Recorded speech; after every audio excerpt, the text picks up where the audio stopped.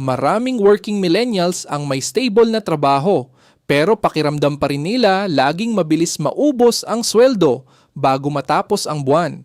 At ito ang dahilan kung bakit maraming tao ang frustrated sa traditional saving advice dahil madalas simple lang pakinggan ang magtipid ka o mag-budget ka. Pero sa totoong buhay, mahirap sundan kapag sabay-sabay ang bills, responsibilities, social pressure at pagod mula sa trabaho araw-araw. Ang unang realistic na ipon habit ay ang pag-save agad pagpasok ng sweldo kahit maliit lang. Maraming tao ang naghihintay muna kung may matitira bago mag-ipon. Pero kadalasan wala talagang natitira kapag lahat ng spending decisions nangyari muna bago ang savings. Ang mas effective na system ay automatic na pagtabi ng kahit maliit na amount sa simula pa lang dahil psychologically, mas madaling i-adjust ang lifestyle sa natitirang pera kaysa pilitin mag-ipon pagkatapos ng lahat ng gastos.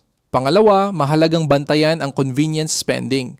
Sa working millennials, ito madalas ang silent budget killer dahil understandable naman kung bakit tempting gumastos sa food delivery, ride apps, coffee, at online shopping pagkatapos ng nakakapagod na araw. Hindi naman ito laging malaking purchases, pero ang problema, kapag naging automatic reward system ang paggastos tuwing stressed o pagod, unti-unti nitong kinakain ang potential savings bawat buwan. Pangatlong habit ay paggawa ng friction bago gumastos. Kapag sobrang dali bumili, mas madalas impulsive ang decisions, kaya maraming consistent savers ang hindi nakasave ang cards sa shopping apps. May separate savings account na hindi madaling galawin o gumagamit ng waiting period bago mag-checkout online. Hindi nito pinipigilan ang paggastos completely, pero binabawasan nito ang emotional spending decisions. Pang-apat, hindi nila tinatry maging perfect sa budgeting.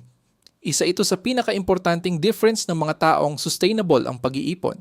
Hindi nila goal ang zero unnecessary spending dahil unrealistic yun sa long term.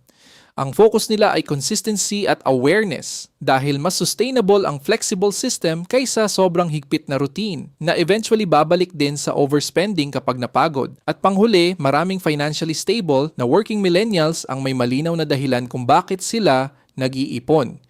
Hindi lang dahil dapat may savings, kundi dahil gusto nilang magkaroon ng emergency fund, financial breathing room, or mas kaunting stress kapag may unexpected expenses.